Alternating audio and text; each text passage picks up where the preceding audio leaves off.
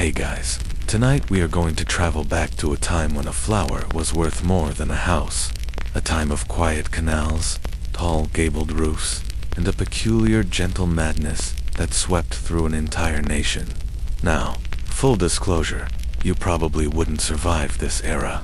The sanitation was, shall we say, enthusiastically organic. The medicine mostly involved pointing at a chart and hoping for the best, and the Wi-Fi was non-existent.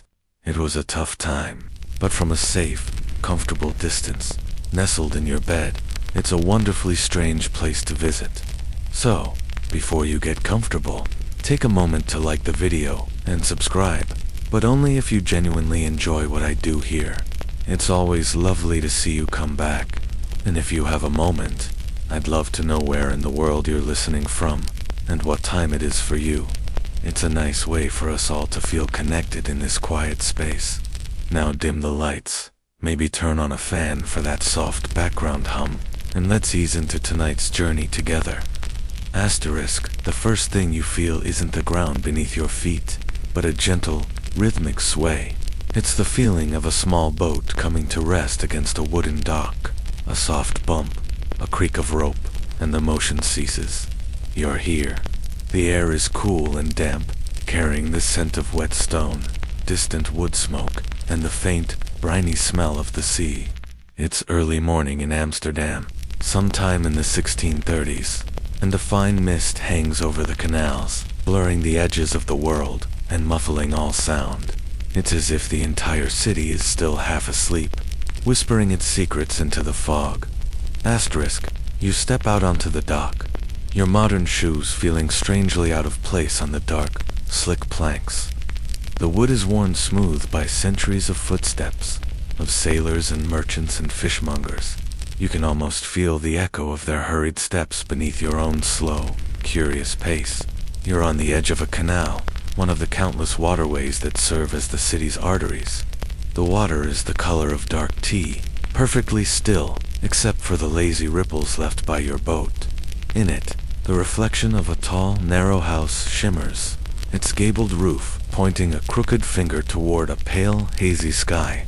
Asterisk, you turn your attention to the houses themselves. They stand shoulder to shoulder, a tight-knit community of brick and timber, leaning against one another as if for support after a long night. They seem impossibly tall and thin, like books pressed together on a shelf. Each has its own distinct personality, its own unique flourish on the gable, its own pattern of dark brick and light mortar. High up near the peak of each roof, you notice a thick wooden beam sticking out, a hook dangling from its end. This, you realize, is how they got furniture into these places, not through the front door, but hoisted up from the street, swinging precariously in the air, a testament to the fact that Dutch staircases were apparently designed as an extreme sport, a quirky, practical solution to a very narrow problem. Asterisk, the city is beginning to stir. The quiet is punctuated by soft, distant sounds. A church bell tolls, its low, resonant clang, absorbed by the fog. Somewhere down the canal, you hear the gentle clatter of a horse-drawn cart on cobblestones, a rhythmic clip-clop that seems to measure the slow pace of the morning. A window opens above you with a soft scrape of wood on wood, and you hear a snippet of a conversation in a language you don't understand.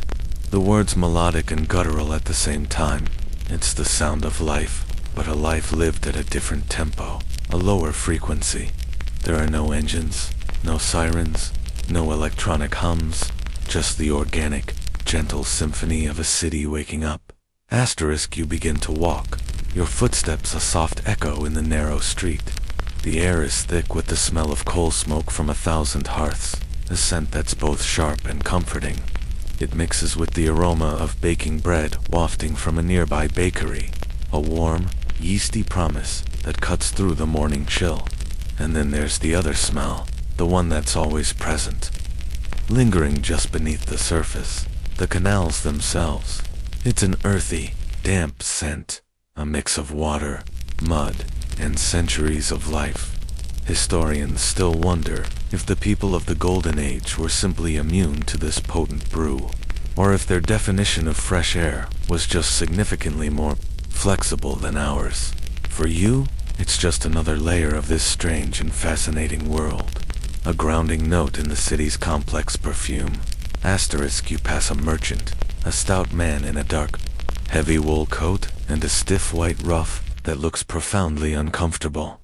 He gives you a brief, incurious glance before turning his attention to a set of barrels being unloaded from a barge. He doesn't see you as an outsider or a time traveler. In the dim, misty light, you are just another shadow, another quiet observer in this bustling port. This was, after all, the heart of global trade. The ships of the Dutch East India Company would have docked not far from here, their holds filled with spices from the Moluccas, porcelain from China, and silks from Persia. This city was a crossroads of the world, a place where immense fortunes were made and lost, often on the back of goods that had traveled for months across dangerous seas. And soon, you'll discover. Some of those fortunes would be wagered on something far more fragile, something that grew in the dirt. You feel the cobblestones under your feet, uneven and worn. They guide you deeper into the city's labyrinthine streets, past sleepy storefronts and quiet, shuttered windows. The mist begins to thin, and a soft, watery sunlight filters through, illuminating the dust motes dancing in the air. The day is beginning, and you have an invitation. A friend of a friend has arranged for you to visit the home of a wealthy merchant, a man who has developed a very specific, very expensive hobby. You check the simple, handwritten directions on a piece of parchment in your hand and turn a corner, leaving the main canal behind for a smaller, quieter side street, where the real stories are waiting. Asterisk, the address on your parchment leads you to a street that feels more residential, more hushed. The houses here are just as tall and narrow, but their front steps, or stoops, are scrubbed clean, and the brass knockers on the heavy oak doors are polished to a warm, buttery gleam. You find the number you're looking for, a house slightly wider than its neighbors, a subtle but clear statement of wealth. 3 stone steps lead up to a deep blue door. You pause for a moment, feeling the strange intimacy of knocking on a door that has been closed for nearly 400 years. You lift the heavy brass ring and let it fall. The sound is a solid, definitive thump that seems to echo in the quiet street. Asterisk, after a moment, you hear the scrape of a bolt being drawn, and the door swings inward with a well-oiled sigh. A young woman in a simple dark dress and a crisp white cap gives you a polite, questioning look. You present your note of introduction, and her expression softens. She nods, steps aside, and gestures for you to enter, closing the door behind you and sealing you inside the quiet, domestic world of the 17th century. Asterisk, the air inside is warm and smells of beeswax, dried herbs, and a faint, pleasant smokiness from the hearth. The floor of the entryway is made of large, alternating black and white marble tiles. A clean, geometric pattern that feels both grand and sober. The famous Dutch light, which painters of this era would fall in love with, streams through a tall, leaded glass window, illuminating a hallway that leads deeper into the house. It's not a palace, not a place of gaudy excess. The wealth here is communicated through quality and restraint. The dark wood of the wall panels is so deeply polished, it seems to drink the light. A single, dark oil painting of a naval scene hangs on one wall. The sea a tempest of dark greens and grays. The ship's sails a brilliant, defiant white. Asterisk, the maid leads you past a steep, narrow staircase, the very kind that necessitates the furniture. Hook outside and into a room at the back of the house, overlooking a small, walled garden. This is the merchant's study. A large oak desk sits near the window, covered in maps, letters, and a heavy ledger. Books with dark leather spines line the shelves, their titles stamped in gold leaf. And sitting on a small, velvet-draped table in the center of the room, like actors on a stage, are the tulips. Asterisk, you stop. You've seen tulips before, of course. They're common, cheerful flowers you can buy in a bundle at any grocery store. But these are different. These are not a casual bouquet. There are perhaps a dozen of them, each in its own individual ceramic vase. The vases themselves are exquisite, made of fine blue and white delftware, some with a single opening, others with multiple spouts, like a strange piece of coral, designed to hold each bloom separately, preventing their precious petals from so much as brushing against a neighbor. This is not gardening. This is curation. Asterisk. This is the first time you've seen a broken tulip, a flower that would soon drive a nation to financial delirium. It's a widely accepted historical fact that the most prized tulips of the era were those with these vivid, flame-like patterns. What the Dutch didn't know at the time was that this beautiful break in color was the result of a mosaic virus. They were, in essence, celebrating a beautiful sickness. The virus, spread by aphids, would infect a solid-colored bulb and cause its offspring to bloom with these spectacular, unpredictable patterns. The result was a thing of rare and fleeting beauty, a genetic lottery ticket. *H. The merchant sees the question in your eyes. He gestures towards the window, which looks out onto a small, immaculately kept garden where simpler, solid-colored tulips stand in neat, orderly rows. They weren't always so complicated, he says, his voice a low murmur. To understand this flower, you must understand where it came from. Not from a hothouse in Harlem, but from a place much wilder, much older, a place of sun and wind. As he speaks, his voice seems to fade, becoming a soft echo in your mind. The room around you softens, its sharp edges blurring as if seen through heated air. The dark oak panels dissolve. The polished marble floor gives way to something rough and uneven under your feet. The scent of beeswax and old paper is replaced by the clean, dry fragrance of dust, wild thyme, and distant snow. The contained warmth of the study is gone, replaced by a vast, open-air coolness and the gentle but persistent touch of a breeze on your face. You are no longer in a Dutch merchant's house. You are standing on a grassy, rock-strewn slope, under a sky that is an impossibly deep shade of blue. In the distance, the jagged, snow-capped peaks of a great mountain range, the Pamirs, or perhaps the Tian Shan of central Ajaccio, at the horizon. The sun is bright and warm on your skin, but the air is thin and crisp. This is the ancestral home of the tulip, a landscape of immense scale and quiet, rugged beauty. You begin to walk, the dry grass crunching softly underfoot. There are no canals here, no perfectly arranged brick houses. There is only the vast, rolling expanse of the steppe, dotted with hardy shrubs and wild flowers. And then you see them. At first, it's just a splash of color against the muted greens and browns of the hillside, a single, brilliant, crimson flame in the grass. You move closer, crouching down for a better look. This is the original, the wild tulip. It's smaller, more delicate than its Dutch descendants. It has a simple, elegant cup of 6 petals, a deep, velvety black at its base, and a color so pure and undiluted it almost hurts to look at. It's not trying to be anything other than what it is, a flower. It stands alone, resilient, bending slightly in the constant breeze. A widely accepted historical fact is that tulips are native to this vast, arid region of Central Asia. For centuries, they were just a part of the landscape, a brief flash of beauty in a harsh environment, noticed only by nomadic tribes and the occasional grazing animal. As you watch the simple flower, the scene shifts again, a gentle, dreamlike dissolve.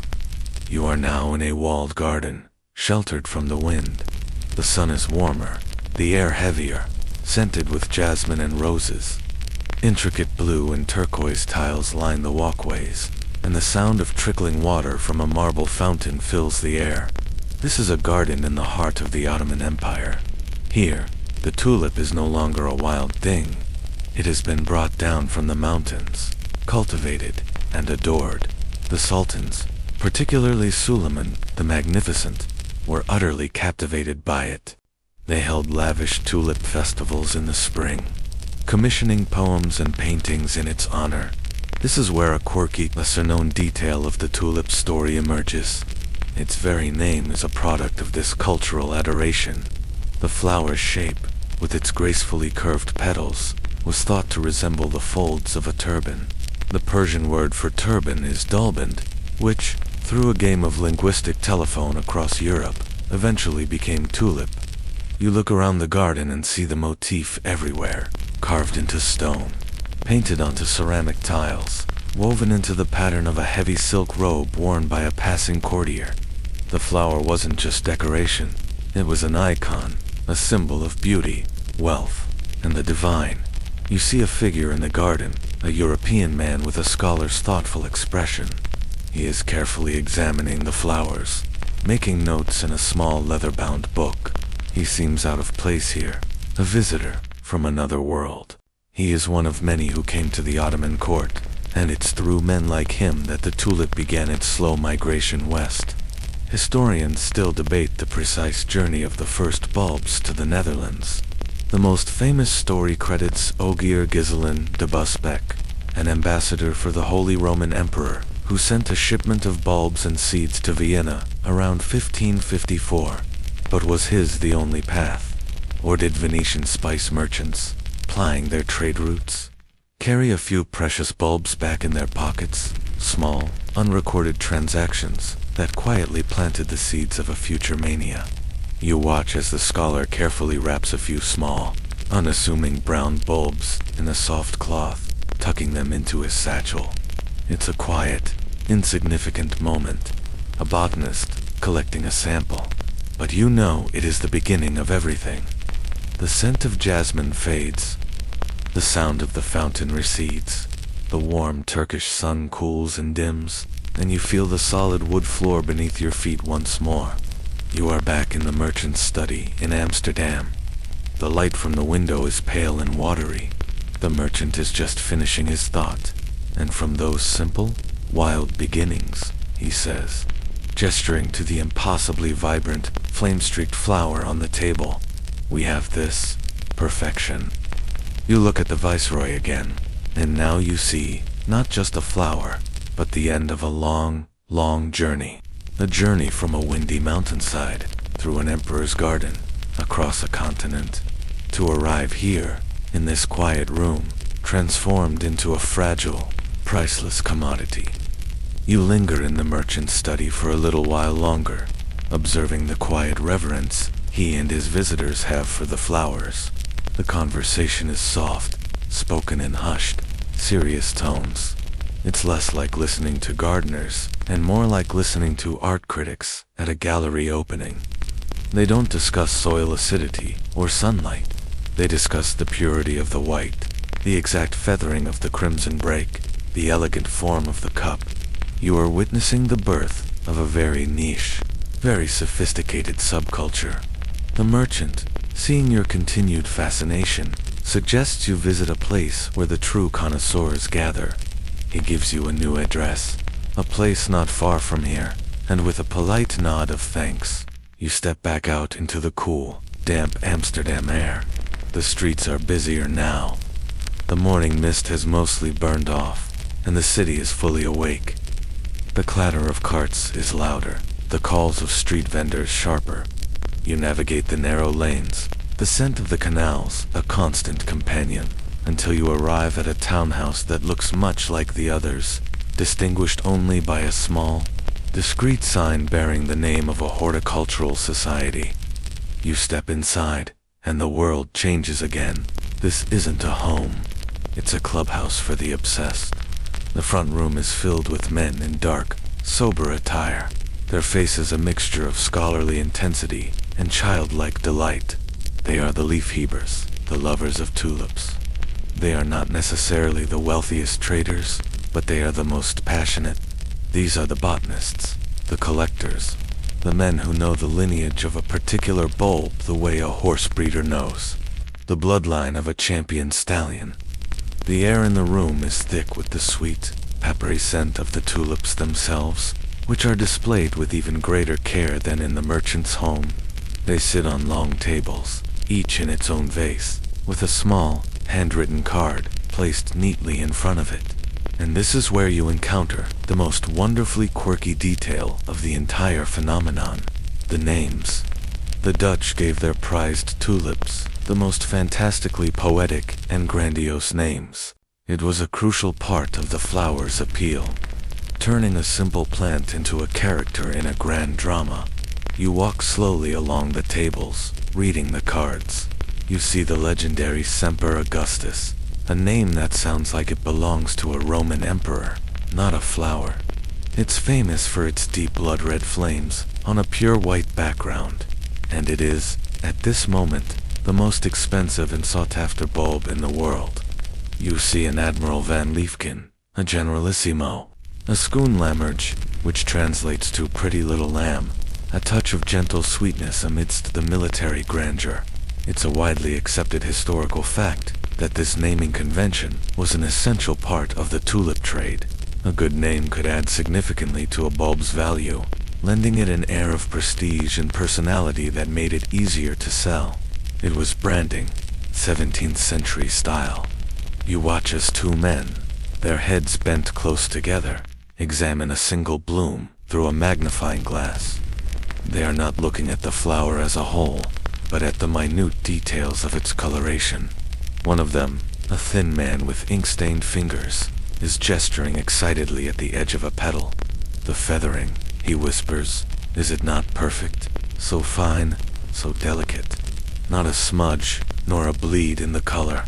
The other man nods slowly, a look of profound seriousness on his face. This is their world, a world of shades and patterns invisible to the casual eye. In a corner of the room, a man is sitting at a small desk, painting. He is a botanical artist, one of several who made a living documenting these fleeting beauties. In front of him is a single, perfect tulip and a sheet of fine vellum, with a brush made of just a few hairs. He is painstakingly recreating the flower's likeness, capturing the exact curve of each petal, the precise pattern of its streaks. These paintings were more than just art. They were catalogs. Since a prized bulb only bloomed for a week or two a year, these highly detailed watercolors became the primary way to advertise and sell them during the off-season. Buyers would purchase a bulb worth a fortune based solely on its portrait, you. Leaving the quiet, scholarly atmosphere of the horticultural society, you find yourself back on the bustling streets. The conversations of the leafhebbers echo in your mind, the talk of feathering, of flames, of perfect breaks. It's that last word, break, that sticks with you. The merchant mentioned it, calling it a happy accident. Here, among the connoisseurs, it was spoken with a kind of reverence. You feel a pull to understand this central mystery. What, exactly, is making these flowers so special? Your journey takes you next to a different kind of place, less a clubhouse and more a laboratory. You find yourself in the garden and workshop of a well-known botanist, a man less interested in names and prices and more interested in the why. His garden is a beautiful chaos, a stark contrast to the rigid order of the merchant's plot. Tulips of all kinds grow in dense, intermingled beds, a riot of experimental color. Solid reds next to streaked purples, simple yellows beside feathered whites. It's a living library of genetic possibility. The botanist, a cheerful, dirt-stained man with a perpetually curious expression, greets you at the gate. He seems to understand what you're looking for without you having to ask. He leads you past the flower beds to a small, sun-drenched workshop at the back of his property. The room smells of damp earth, drying herbs, and old paper. Tools of his trade are everywhere: trowels, pots, stacks of wooden planting trays, and on a large central table, a collection of magnifying lenses of varying strengths. You want to understand the soul of the tulip. Yes, he says with a grin. He gestures for you to look at two flowers he has placed side by side on the table. One is a simple, uniform crimson, beautiful in its own right. but plain. The other is a famous variety, a Semper Augustus, its white petals shockingly painted with jagged deep red flames. Same family, he explains, grown from bulbs of the same mother plant, but one is touched, changed. He explains the prevailing theory of the day. Most botanists at the time believed that the breaking of tulips was caused by the soil, or perhaps by some instability in the seed.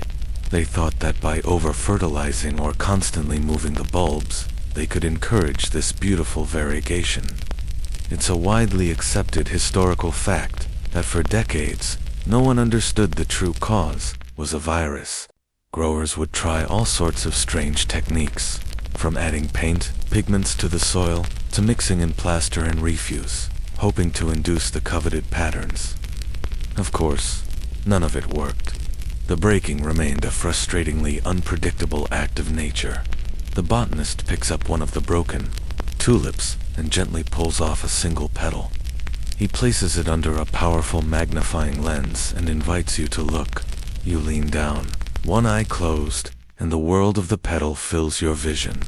What looked like a solid stroke of red from a distance is revealed to be a breathtakingly intricate mosaic. The pigment isn't painted on top. Rather, the underlying white color of the petal has been erased in a complex, flame-like pattern, revealing the secondary red pigment beneath. The virus works by partially and erratically suppressing the flower's primary color, allowing the base color to show through.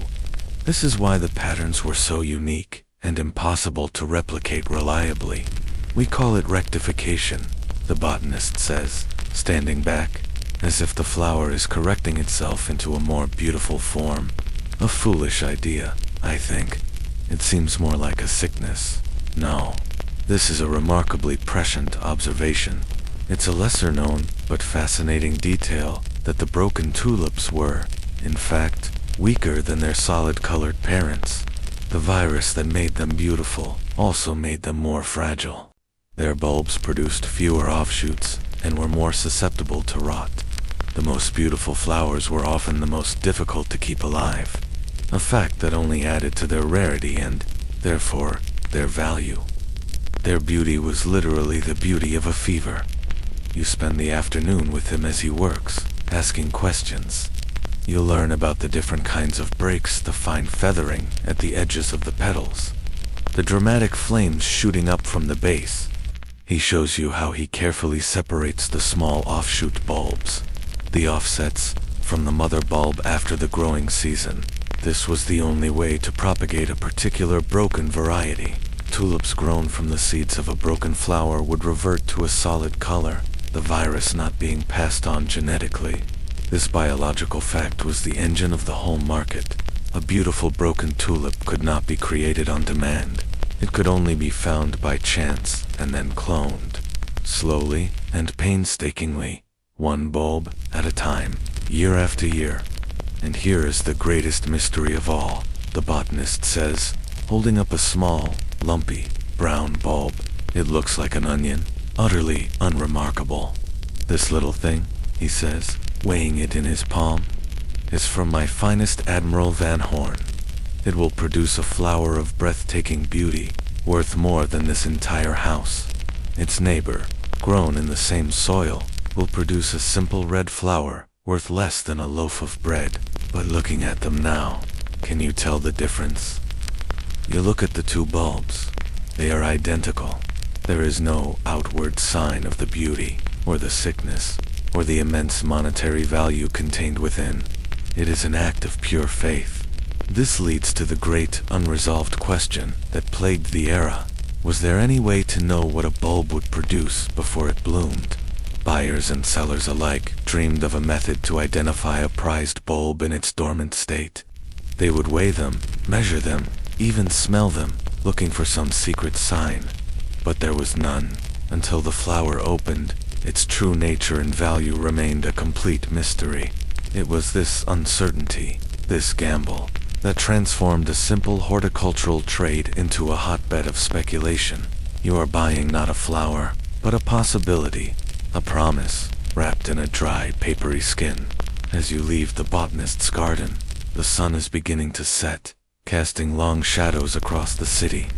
The world of quiet connoisseurs and patient scientists is about to give way to a world of commerce, of risk, of smoky rooms, and whispered prices. As dusk settles over Amsterdam, the soft glow of candlelight begins to appear in the tall, narrow windows.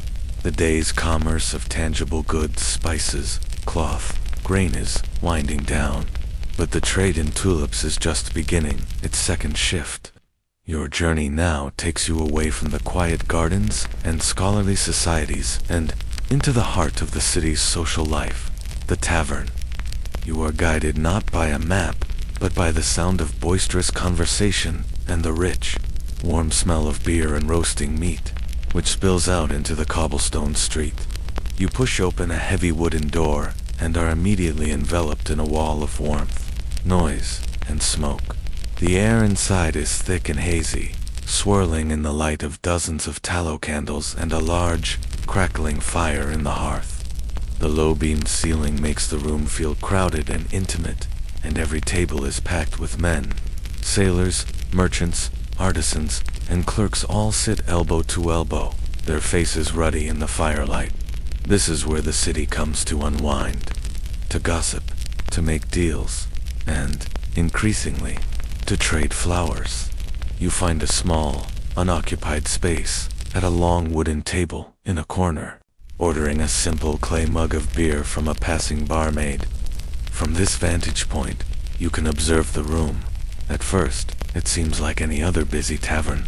Men are laughing, arguing, playing cards, their voices a low, rumbling cacophony.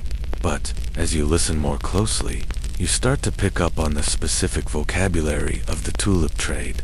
You hear the names again: Viceroy, Gouden Kroon, spoken not with the quiet reverence of the leafheavers, but with the sharp, calculating tone of speculators. The trade isn't happening in the open. It's more subtle than that. You watch as one man leans across a table to another, his hand shielding his mouth as he whispers. The other man listens, his expression unreadable, then gives a slow, almost imperceptible nod. A deal has just been struck. No flowers are exchanged, not even any bulbs. It's all done on promises, on reputation. This is where the professionals, the florists, as they were known, did their business. It's a widely accepted historical fact that much of the tulip trading during the peak of the mania took place not in a formal stock exchange, but in these informal, boisterous settings. Taverns became the unofficial epicenters of the market, where social drinking and high-stakes speculation blurred into a single activity.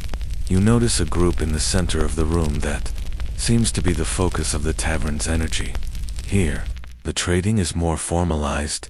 A man stands at the head of the table, a small ledger and an inkpot in front of him. This is a college, an informal auction club.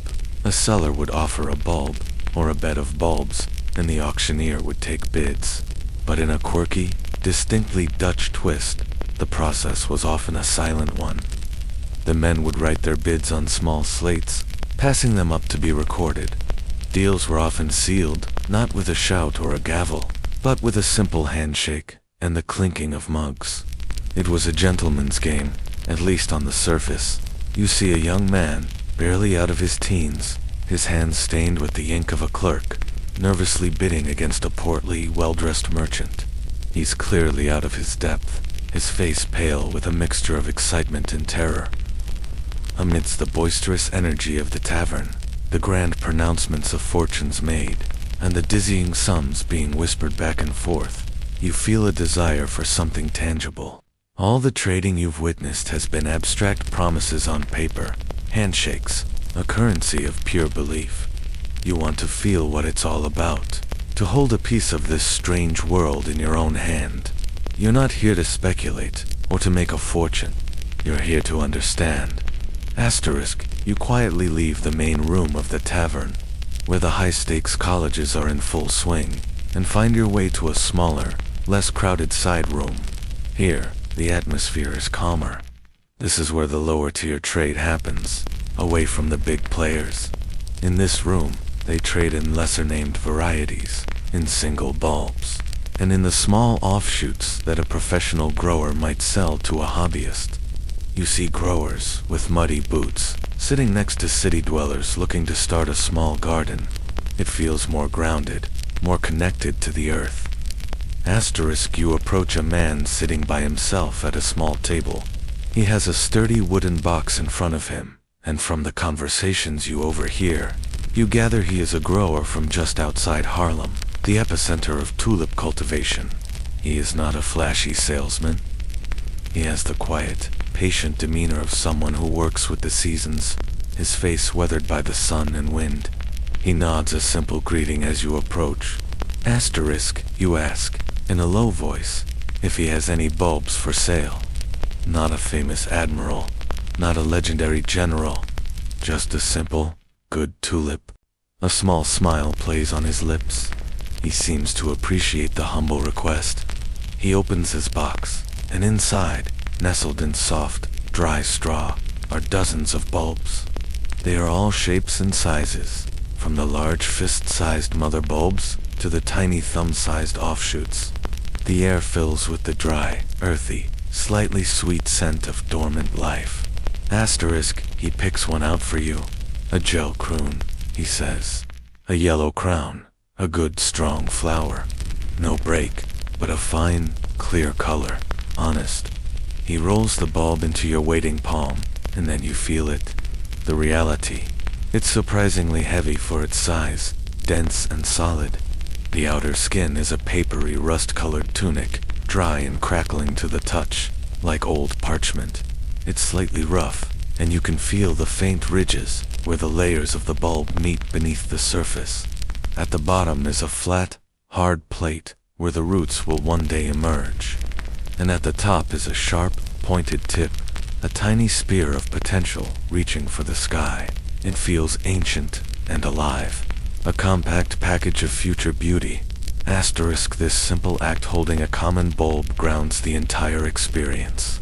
It's a widely accepted historical fact that while the rare, broken bulbs drove the speculative mania, the vast majority of the Dutch population was engaged in the market at a much lower level. They were buying and selling these more common, solid-colored varieties, hoping that the rising tide of the market would lift their modest investments as well. It was a national pastime, like a lottery, but one you could hold in your hand. Asterisk, you pay the man a small sum, a few stuvers, the price of a couple of loaves of bread. He wraps the bulb for you in a small square of linen, tying it with a bit of twine. As he does so, he gives you a piece of advice, a quirky detail that speaks to the blend of folklore and science that governed horticulture at the time. Plant it on a waning moon, he says, his expression perfectly serious. It helps the roots take hold, and when you put it in the ground, point the flat side towards the south. The first big leaf will grow that way, and it will shelter the smaller ones from the north wind. Whether this had any real botanical merit is doubtful, but it was part of the oral tradition, the shared wisdom of the growers. A little piece of magic to go with the science. Asterisk, you sit with your small, carefully wrapped package, the weight of it a reassuring presence in your palm. You look at this lumpy, brown object and think about its journey. It's a direct descendant of those wild flowers on the Asian steppe, a cousin to the Sultan's prized possessions in Istanbul, a poor relation to the Emperor Augustus, being traded for a mansion next door, but it contains the same essential promise. Inside this ugly, inert-looking thing is the genetic code for a perfect, vibrant, yellow flower. It's a miracle of biology we take for granted, but in this moment, it feels profound. Asterisk, historians still debate what the average person truly understood about the bulbs they were trading. Did they grasp the complex biology of offsets and viral breaks? Or was it more like a magical object, a kind of natural alchemy where a humble brown bulb could be transformed into gold? For most, it was likely a mix of both. They understood the basics of planting and growing, but the soaring, abstract value was something else entirely, a force of the market that seemed as mysterious and unpredictable as the weather. Asterisk, you hold the bulb, and feel its potential. If you were a citizen of this time and place, what would you do with it? Would you plant it, content to enjoy its simple beauty in the spring? Or would you feel the pull of the market, the temptation to sell it in a week for a few extra coins? And if you sold it for a profit, would you buy 2 more? This is how it starts. Not with a grand investment, but with a single, humble bulb, a small taste of success. The feeling of its dense, living weight in your hand is the first step on a very slippery, very colorful slope. For now, you just hold it, a quiet, solid counterpoint to the frantic, weightless speculation happening in the next room. Asterisk, holding your modest gel croon bulb, you feel a sense of groundedness. It's a real object, with a clear, understandable value. But the low hum of conversation from the main tavern room is a constant reminder of the other world, the one where value has become detached from reality. You decide to wade back into the smoky haze, your small purchase tucked safely in your pocket, a talisman of sanity in a world gone slightly mad. Asterisk, you find your seat again, but this time you listen with a different kind of attention. The numbers being thrown around are so large they start to lose their meaning. They are abstract figures, untethered to the tangible world of goods and labor. The men are not just trading bulbs anymore. They are trading stories, each one more incredible than the last. The tales serve as a kind of social proof, reinforcing the collective belief that the prices are not only sustainable, but will continue to rise indefinitely. Asterisk, an older man, a sea captain, by the look of his weathered face and confident bearing, is holding court at a nearby table. He's telling a story that has become legendary, a tale that has been told and retold in every tavern in Holland. He speaks of the sale of a single viceroy bulb, not for guilders, he says, his voice booming over the tavern chatter. No, cash is too simple for a flower of that stature. He takes a long drink of his ale, letting the suspense build. The buyer offered 2 lasts of wheat, for lasts of rye, 4 fat oxen, 8 pigs, a dozen sheep, 2 hogsheads of wine, 4 tons of beer, 2 tons of butter, 1,000 pounds of cheese, a complete bed with all its linens, a full suit of clothes, and a silver drinking cup. Asterisk, the men at the table shake their heads in a kind of reverent disbelief. The list is so specific, so absurdly domestic, that it has the ring of truth. This is a widely accepted historical fact, or at least a widely reported one from the period.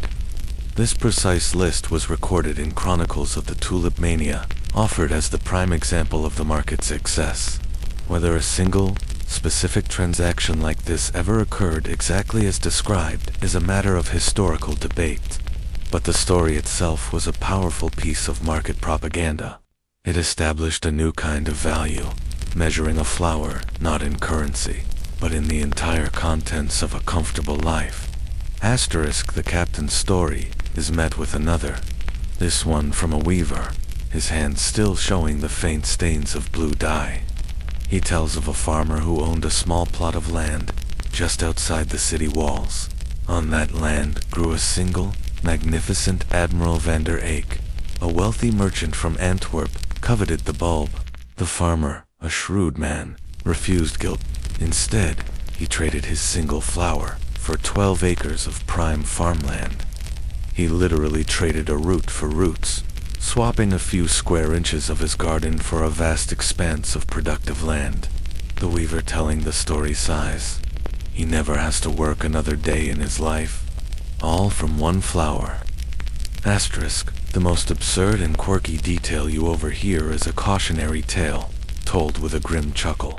It's the story of a sailor who had just returned from a long voyage. A merchant had given him a herring for his breakfast. The sailor saw what he thought was an onion lying on the counter, a perfect, forgotten accompaniment for his fish. He pocketed it, took it down to the docks, and ate it. It was, of course, not an onion. It was a Semper Augustus bulb, worth more than the sailor would earn in a lifetime at sea. The merchant, discovering his priceless bulb was gone, raised a frantic alarm. The poor sailor was found, arrested, and thrown in prison. The story is told as a joke, but it's a dark one. It highlights the vast, almost comical disconnect in value. What is a priceless treasure to one man is a breakfast condiment to another. These stories create an atmosphere of surreal possibility. You look around the room at the faces of the men listening. You see greed, yes, but you also see something else. Wonder. It's the same look a child might have listening to a fairy tale about a goose that lays golden eggs. The tulip bulb has become a magical object, a key to a world of effortless wealth. The night grows later, and the energy in the tavern shifts. The boisterous storytelling subsides, replaced by a quieter, more intense focus. The men are no longer just sharing tales of past glories. They are actively creating the next chapter.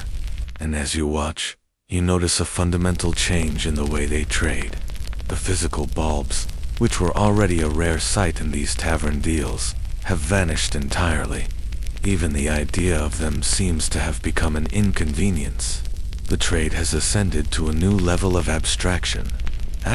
You are now witnessing the birth of a futures market, perhaps one of the first in modern history. The men are not trading bulbs. They are trading paper. Specifically, they are trading promissory notes.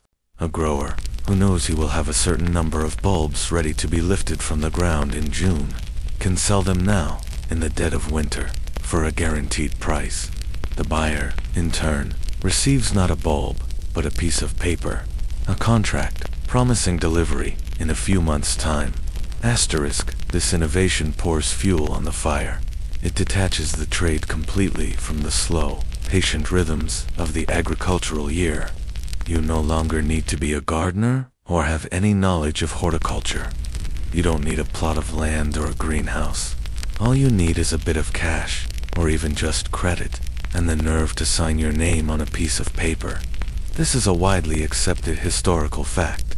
The Tulip Mania was propelled into its most frantic phase by the development of this futures market, known as Windhandel, which literally translates to wind trade. It was a perfect name for it. They were selling something that wasn't there, a puff of wind, a promise of a future flower. You observe a transaction up close. A well-dressed man, a clerk, or perhaps a lawyer, is carefully drafting a contract on a small, portable writing desk. The document is filled with formal, legalistic language. It specifies the type of bulb admiral of admirals, the weight measured in asben, a tiny unit of goldsmith's weight, the delivery date, and the price. The seller, a man whose hands are clean and soft, signs his name with a flourish. He doesn't own the bulb he is selling. He is simply betting that he can acquire one before the delivery date for less than the price he has just been guaranteed. The buyer, in turn, has no intention of ever planting the flower. He is buying the contract itself, hoping to sell it to someone else tomorrow, or even in an hour.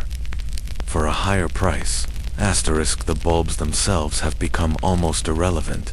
The paper is the prize. This is the quirky, mind-bending heart of the mania. The market is no longer about the tulips. It's about the trading. You see one of these notes, a simple piece of parchment, change hands 3 times in the space of an hour, each time for a higher price. The note itself is what has value. It's a game of hot potato, played with IOUs. As long as the music keeps playing, as long as there is always someone willing to pay more, everyone makes money. A small group of men in a corner are huddled over a chalkboard, frantically scribbling and erasing numbers. They are tracking the price fluctuations of the most popular varieties, like the Semper Augustus or the Viceroy. The prices change by the minute, based on rumors, on who has just entered the tavern, on the general mood of the room. It's a frantic, primitive stock market, running on ale and adrenaline. They have created a system that is pure momentum, a financial engine that feeds on itself. This detachment from the physical object leads to some strange consequences. A lesser-known detail is the problem of classification. How do you trade a flower that isn't there? The contracts had to be incredibly specific. Disputes would arise over the precise definition of a well-feathered break or a strong flame, without the actual flower to look at. The beautiful, poetic language of the leaf hibbers was being repurposed into the cold, hard language of legal contracts. The romance was being stripped away, replaced by pure, unadulterated commerce. Historians still wonder how formalized this system truly was. Were these tavern contracts legally binding? Could you be thrown in debtor's prison for failing to deliver on a wind trade deal? The legal status was murky. Many of these deals were essentially gentlemen's agreements, enforced not by law, but by reputation within the tight-knit community of traders. To default on a deal was to be cast out of the game, to lose the trust of your fellow players. This social pressure, this code of honor among speculators, was the only thing holding the entire gossamer structure together. You feel this simple, solid bulb in your pocket. It's a real thing. It will grow. It will bloom. It is subject to the laws of nature. The pieces of paper flying around this room are subject only to the laws of human psychology. They are powered by the collective fiction that they are worth something. And for now, the fiction is holding. The belief is strong. You watch as a young man signs a contract, pledging his family's printing press as collateral for the future delivery of 5 Gaudenkroon bulbs. He has a look of pure, unadulterated joy on his face. He believes he has just secured his family's fortune. From your vantage point, it looks like he has just traded a real, solid, wealth-producing asset for a whisper of wind. The air in the tavern, once thick with the smell of smoke and beer, now seems to smell of something else. The faint, papery scent of money being printed out of thin air. The wind trade has pushed the market to a fever pitch. The numbers have become astronomical. The paper promises flying so fast that they feel disconnected from any reality. It seems as though the entire city is caught in this collective dream. And in a world where value is based on perception and confidence, what better way to display that confidence than to throw a party? Your journey takes you now to one of the grandest houses on the Herrengracht, the Gentleman's Canal, where the city's wealthiest and most powerful merchants reside. You've been invited to a banquet, but this is no ordinary celebration. It's not for a wedding, or a naval victory, or a religious holiday. The entire lavish affair is being held in honor of a single, inanimate object, a tulip bulb. A famous grower has just sold a prized Semper Augustus for a record-breaking sum equivalent to the price of the Grand Canal house you are now standing in. The buyer, a flamboyant merchant eager to cement his status, is hosting this feast to commemorate the transaction. You step into the great hall, and your senses are overwhelmed. The room is a masterpiece of Golden Age prosperity.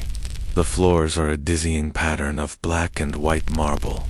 A massive brass chandelier, holding 100 beeswax candles, hangs from the dark-beamed ceiling, its light reflecting in the polished silver and sparkling glassware that covers a long banquet-sized table.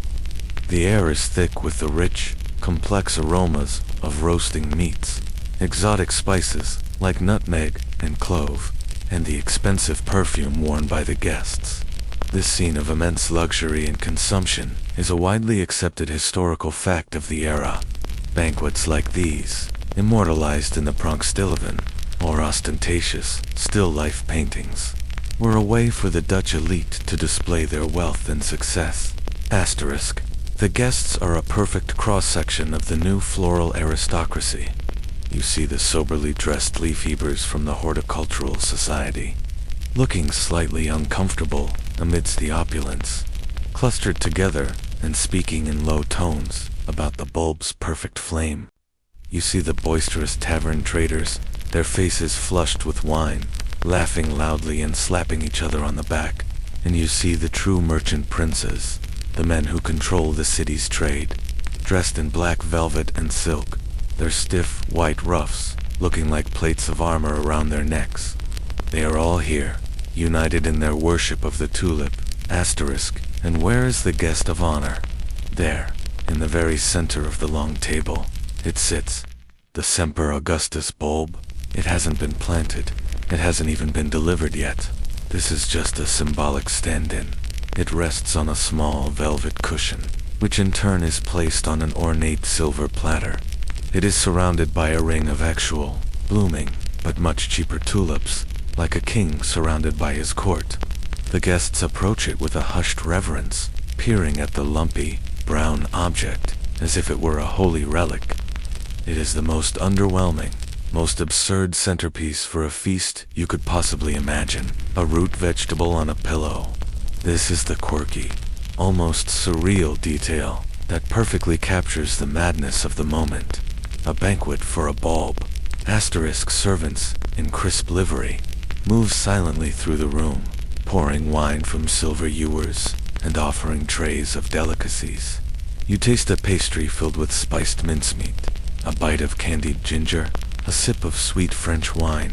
The food itself is a display of global reach. The sugar is from Brazil, the spices from the East Indies, the wine from France. It's a feast made possible by the same global trade network that brought the tulip to these shores. Asterisk. As the night deepens, a musician begins to play a soft melody on a lute in the corner of the hall. The wine has made the guests relaxed and expansive. The talk is of the future, a future of endless growth and effortless wealth. You look again at the pathetic little bulb on its velvet throne. It represents the pinnacle, the absolute peak of this strange, beautiful, and utterly irrational moment. Everything, the food, the wine, the music, the grand house itself is orbiting this one, small, dormant promise. And as you watch the candlelight flicker across the faces of the celebrating guests, you can't help but feel a chill. It's the feeling of being at a great height, a dizzying peak from which the only possible direction is down. Leaving the opulent banquet, you step out into the cold night air. The silence of the canal-side street is a stark contrast to the warm, noisy confidence of the party. The reflection of a partial moon shimmers on the dark water, a sliver of silver in the inky blackness. As you walk, the city feels different.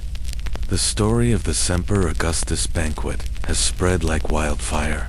The price of that single, celebrated bulb has become the new benchmark, pulling the entire market up with it.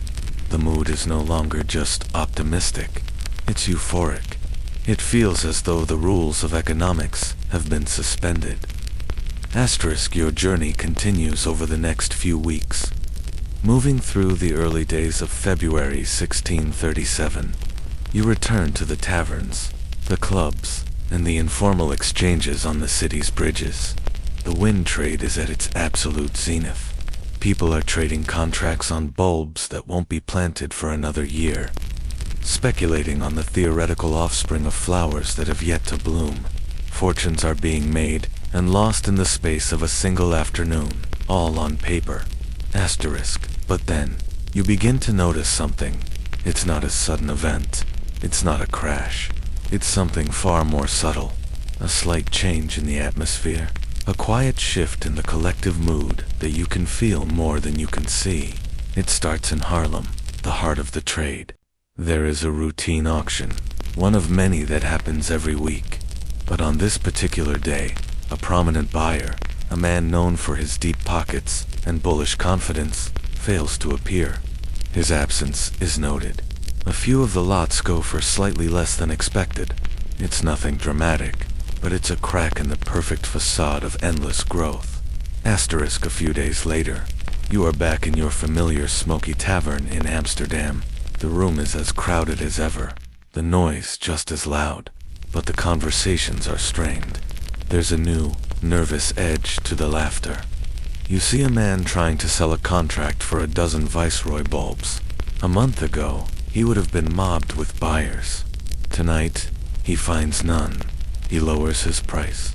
Still no takers. He lowers it again, a note of desperation creeping into his voice.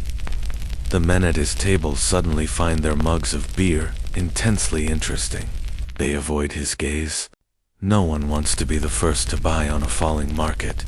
Asterisk, this is the first whisper of doubt, and it spreads not like a fire, but like a chill.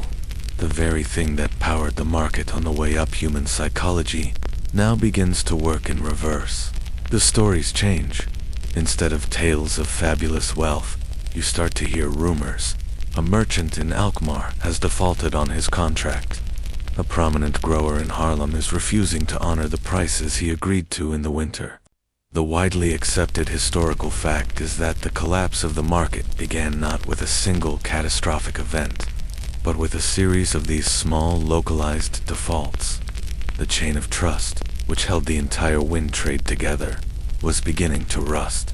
Asterisk, you witness a heated argument between two men who, just weeks ago, were clapping each other on the back. One is furiously waving a promissory note. "You agreed to this price," he shouts. The other, the one who is supposed to pay, just shakes his head. "That was then," he says, his voice low. "No one is paying those prices now. Be reasonable."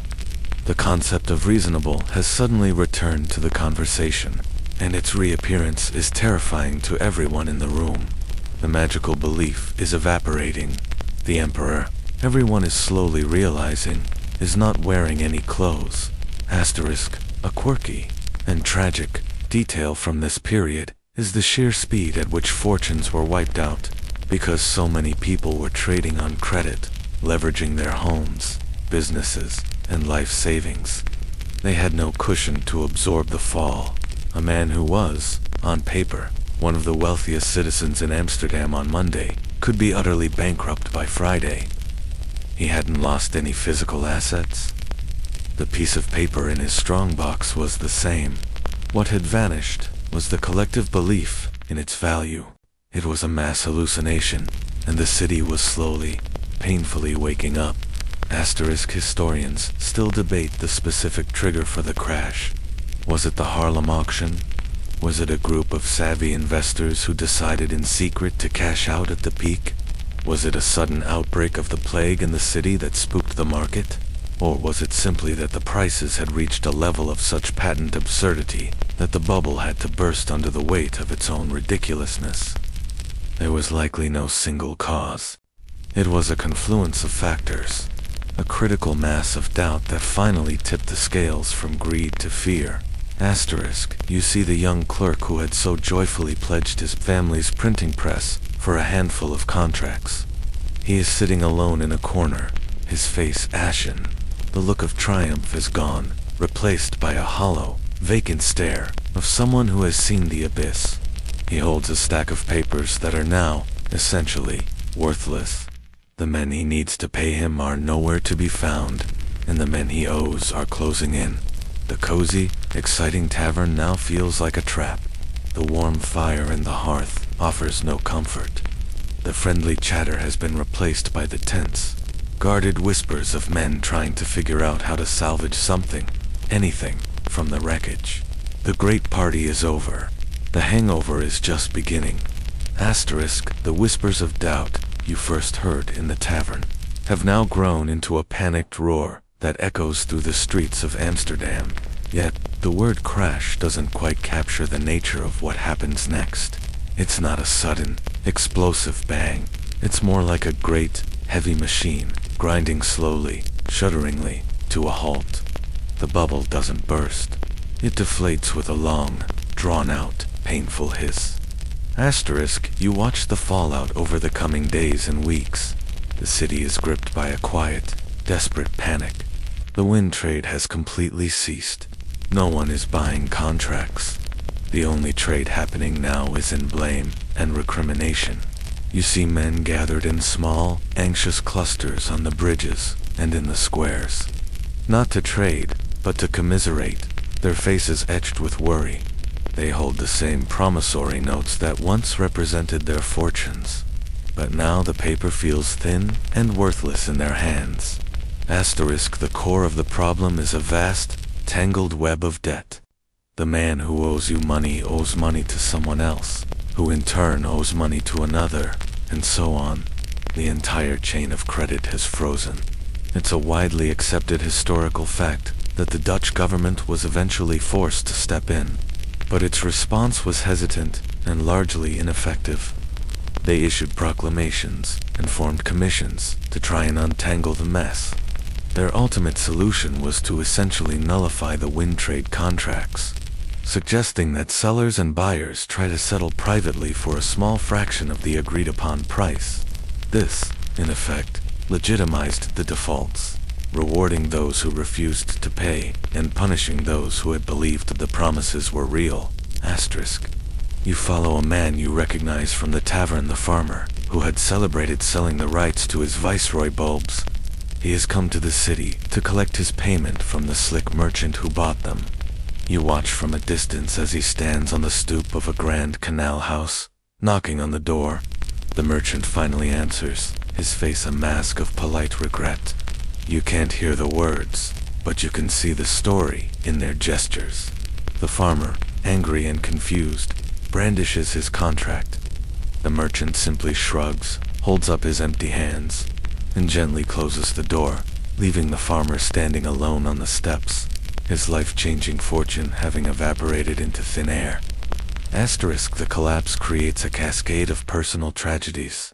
A lesser-known but poignant detail is how the blame often fell on the growers themselves. Though many were victims, just like the speculators, they were the ones with the physical bulbs. Angry investors would show up at their farms, demanding either the impossible prices of their contracts or the bulbs themselves. Some growers were forced to hand over their entire stock for nothing, while others had their fields trampled by angry mobs. The very flowers that had been symbols of beauty and wealth were now the source of bitterness and ruin. Asterisk. You walk through the market square, a place that was once the vibrant heart of the city's commerce. The mood is somber. You see a weaver selling his loom, a baker selling his ovens. People are liquidating their real, tangible assets to cover the imaginary debts they incurred during the mania. The social mobility that the tulip trade had promised has been thrown violently into reverse. The common artisan who dreamed of becoming a merchant is now poorer than when he started, having lost not just his savings, but his tools, his trade, his very livelihood. Asterisk. Historians still debate the true economic impact of the collapse. For many years, the popular narrative was that Tulip Mania bankrupted the entire Dutch nation and plunged it into a deep depression.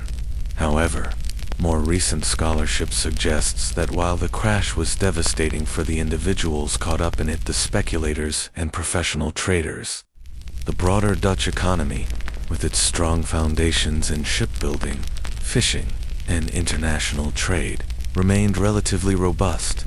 The mania was a bizarre and dramatic fever that broke, leaving the patient weakened and chastened, but not dead. It was less a national economic catastrophe and more of a deep, embarrassing, and very personal financial crisis for a specific, albeit large, segment of the population. Asterisk. The city itself seems to be in a state of collective shock. The frantic energy is gone, replaced by a heavy, lethargic quiet. The taverns are no longer packed with confident speculators. They are half empty, inhabited by solitary men nursing a single beer for hours, staring into the middle distance.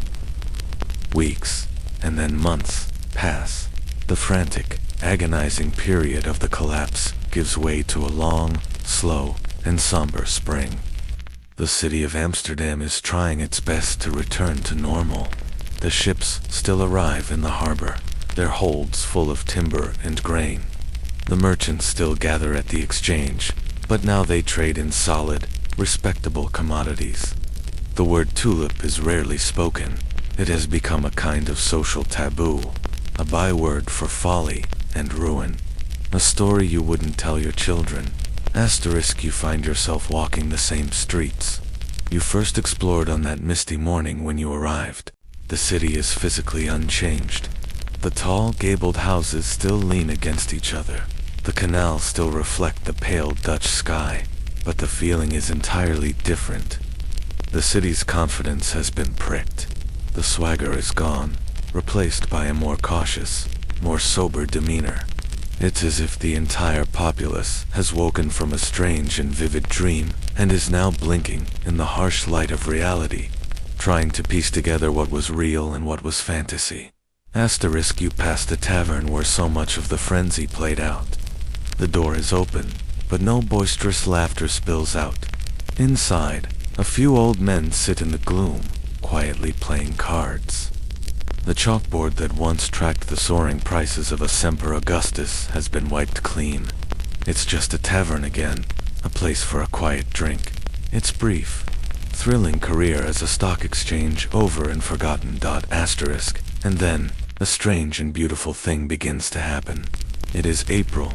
The tulips are blooming all across the city, in the small walled gardens behind the merchants' houses, in the public parks, and in the modest window boxes of artisans. The flowers that caused so much chaos are quietly, indifferently, keeping their ancient promise.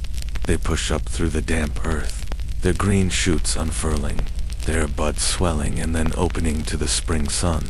Asterisk. The appearance of the blooms is a source of profound and complicated emotions for the city's inhabitants. For some, it is a bitter, painful reminder of their foolishness. You see a man standing by a public garden, staring at a bed of vibrant red and yellow tulips. His face is a mask of misery. For him, they are not flowers. They are monuments to his debt, the beautiful, mocking faces of his own ruin. This is a widely accepted historical fact. For years after the crash, the tulip became a symbol of vanity and the transience of earthly wealth, a favorite subject for vanitous paintings, where a beautiful, broken tulip would be depicted alongside a skull or a guttering candle. Asterisk, but, for others, the blooming is something else entirely. It is a return to sanity. The flowers have been liberated from the prison of their monetary value. They are no longer financial instruments or speculative assets. They are simply, once again, flowers. A quirky, human detail of the aftermath is that many people who had been ruined by the trade found a strange kind of peace in actually planting the bulbs they were stuck with. After all, what else could they do? The promissory notes were worthless, but the bulbs themselves could still produce a flower. Gardening became a form of therapy, a way of reconnecting with the tangible, natural world after a long and disastrous affair with the abstract world of finance. Asterisk, you see a woman, the wife of a merchant you suspect lost a great deal, tending a small garden behind her house. She is carefully weeding around a row of tulips, their cups a stunning shade of deep purple. She is not examining them for the quality of their break or calculating their market value. She is simply enjoying their beauty. She cuts one, a perfect specimen, and brings it inside, not to be displayed like a trophy, but to be placed in a simple glass of water on her kitchen table, a small, quiet moment of aesthetic pleasure. Asterisk, historians still debate the long-term cultural impact of the mania. Did it instill in the Dutch a permanent suspicion of speculative markets, a kind of national financial trauma? Or was it quickly forgotten, a strange blip in an otherwise triumphant golden age? The truth is likely somewhere in between. The event was a profound shock, but the Dutch are, above all, a pragmatic people. They learned a hard lesson, cleaned up the mess as best they could, and got back to the business of building their global empire. The experience wasn't erased, but absorbed, becoming part of their complex national identity. Asterisk, you find yourself standing on a bridge, looking down a long canal. On one of the barges, a flower seller has moored for the day. He is selling bouquets of tulips, not rare, priceless specimens, but bunches of common, cheerful flowers. A young couple stops, laughs, and buys a bright yellow bunch for a few coins. They walk away, the flowers a splash of sunshine against the gray stone of the city. The transaction is simple, honest, and joyful. The tulip has completed its journey. It has gone from a wild mountain flower to a sultan's treasure, from a connoisseur's prize to a speculator's ruin, and now, finally, It has found its true and lasting place. A simple, affordable, and deeply loved flower for the people. The fever has passed. The city is calm. Asterisk, your journey through the tumultuous world of Tulip Mania is nearing its end. You've seen the dizzying ascent and the painful, drawn-out fall. You've felt the weight of a single bulb and the weightlessness of a paper promise. Now, it's time for one last stop, a place of quiet reflection, far from the noise of the market and the ghosts of the crash. You seek out the garden of the botanist you met earlier, the man who was more interested in the why of the flowers than the how. Much asterisk, you find his small house and workshop just as you left it, a haven of green, controlled chaos on the outskirts of the city. He is there, on his knees, in a flower bed, his hands caked with dark, rich soil. He looks up as you approach and gives you the same warm, curious smile. He doesn't ask where you've been or what you've seen. The story of the past few months is written on the faces of everyone in the city. Instead, he simply gestures for you to join him. Asterisk, his garden is in full, glorious bloom. It is a breathtaking sight. Unlike the formal, curated displays of the merchants or the monoculture fields of the commercial growers, this garden is a celebration of diversity. Broken tulips with their fantastic, flame-like patterns grow happily next to their solid-colored cousins. Tall, elegant varieties stand shoulder to shoulder with shorter, sturdier ones. It is a living tapestry of color and form, a testament to the flower's incredible genetic variety. Asterisk, they are free now, he says, his voice a low, gentle rumble. He isn't talking about politics or economics. He is talking about the flowers themselves. For a few years, they were prisoners of our greed. We demanded only the most shocking patterns, the most fashionable colors. We forgot that there is beauty in simplicity, too. He touches the petal of a plain, honest, yellow tulipa, gel croon, just like the one you bought. This one was worthless a year ago. Today, well, today it is a perfect yellow tulip, and that is enough. Asterisk, you spend the afternoon with him, not talking much, but simply being in the garden. You watch as he works, his movements slow, deliberate, and full of a quiet reverence for the plants he cultivates. He is not a broken man. The financial crash that ruined so many speculators barely touched him. This is a widely accepted historical fact. The people who ultimately weathered the Tulip Mania, the best were the ones who were in it for the long haul, the patient, knowledgeable growers, and the true horticulturalists who loved the flowers for what they were, not what they were worth. Their wealth was in their knowledge and their living stock, which, once the panic subsided, still had a real, albeit much lower, value. Asterisk, the botanist shows you a quirky, hopeful detail that has emerged from the wreckage of the market. With the speculative frenzy gone, a new kind of connoisseurship is emerging. People are beginning to appreciate different kinds of beauty in the tulip. He shows you a variety, with petals that are fringed at the edges, like a parrot's feathers. Another has petals that are pointed and reflexed, giving it a star-like shape. During the mania, these would have been dismissed as undesirable novelties. Now, with the rigid hierarchy of value destroyed, people are free to simply like what they like. The crash, in a strange way, has liberated the aesthetic of the flower. Asterisk, he leads you to a secluded corner of the garden, where a single magnificent flower is blooming. It's a Semper Augustus. It is, without a doubt, the most beautiful flower you have ever seen. Its white petals are so pure they seem to generate their own light, and the deep crimson flames are as sharp and clear as if painted by a master artist. You think of the banquet held in honor of such a flower, the grand house it was traded for, the lives it ruined, and here it is, growing quietly in a corner, asking for nothing. Asterisk, I was offered a fortune for this bulb last winter, the botanist says, looking at the flower with a complicated expression. I refused. They called me a fool. He pauses, reaching out to gently touch one of the leaves. A flower cannot make you happy, but growing a flower can.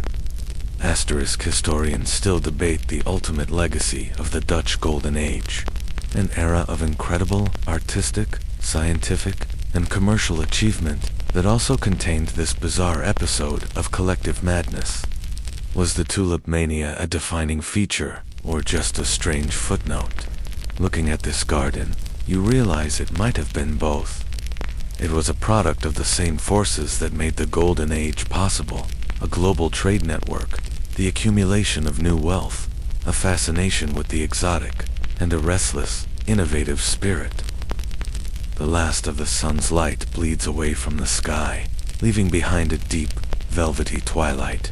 The colors in the botanist's garden have deepened, the reds turning to a rich burgundy, the yellows to a soft, creamy gold. A cool evening dampness rises from the soil, carrying the clean, earthy scent of life settling down for the night. You and the botanist stand there for a moment in the comfortable silence, two quiet figures in a sea of sleeping flowers. There's nothing left to say. You give him a small, grateful nod. He returns it with a look of understanding, then turns back to his work, his silhouette framed against the darkening sky as he gently covers a tender new plant against the night chill. You turn and walk away, leaving his peaceful sanctuary behind. Your footsteps are soft on the garden path, and as you pass through the gate and back onto the street, you feel a change in the air. A familiar mist is beginning to rise from the canals, the same mist that greeted you when you first arrived. It rolls in silently, a soft, gray blanket that wraps around the city, muffling its sounds and blurring its edges. The distant tolling of a church bell sounds faint and far away, as if coming from another world.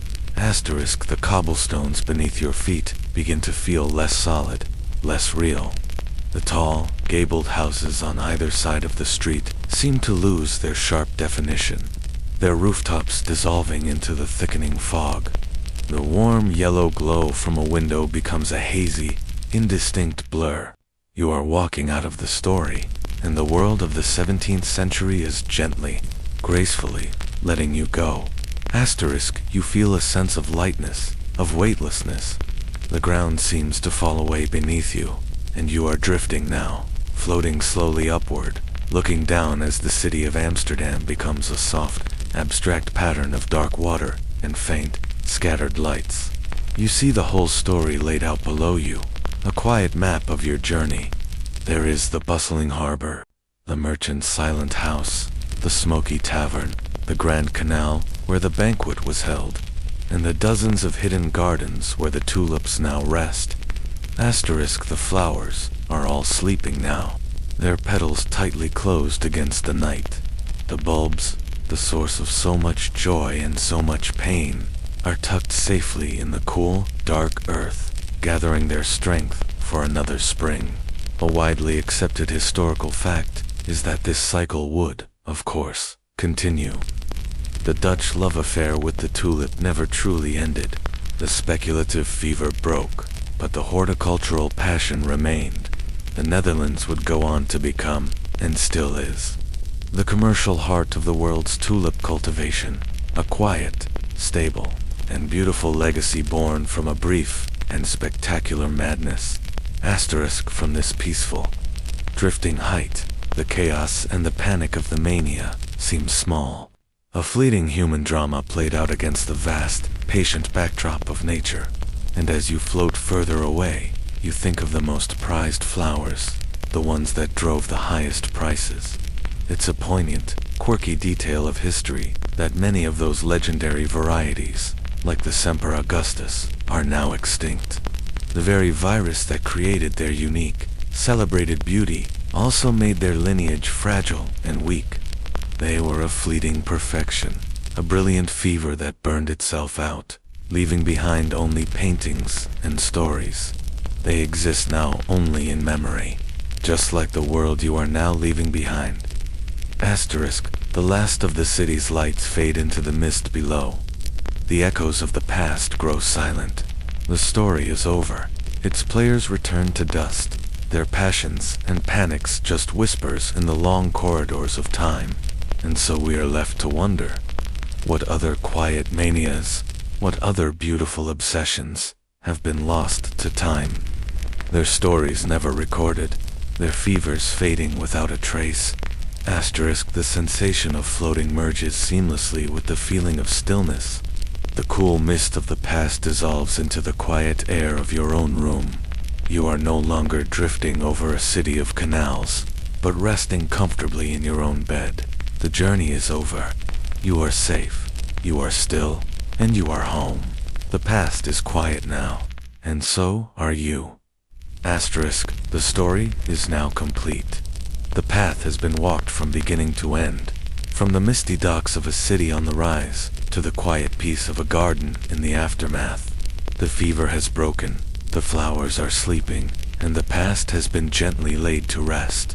There is nothing left to do now, but let the echoes of the journey fade, allowing the quiet of the present moment to deepen and expand, guiding you toward a place of pure, effortless rest.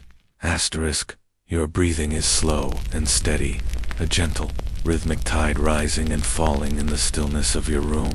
With every soft exhale, you can feel yourself letting go of the day, releasing any lingering thoughts, any small worries, allowing them to drift away like smoke into the night air. They are unimportant now. All that matters is this simple, peaceful moment of rest. Imagine the millions of tulip bulbs tucked away in the cool, dark soil of Holland, waiting patiently and silently through the long night. They are not striving or worrying. They are simply resting, secure in their own quiet potential. And you can rest now, too, feeling that same sense of deep, grounded peace settle over you. Asterisk, let your mind drift on the soft, gentle currents of your own breath. There are no more stories to follow, no more paths to walk. There is only the simple, luxurious feeling of stillness. The soft weight of your blanket, the gentle support of your pillow, the quiet symphony of the night around you. These are your anchors to the present, to this safe and peaceful harbor of sleep. The journey is done. The world can wait until morning. For now, there is only this quiet, this comfort, and the slow, gentle descent into sweet dreams.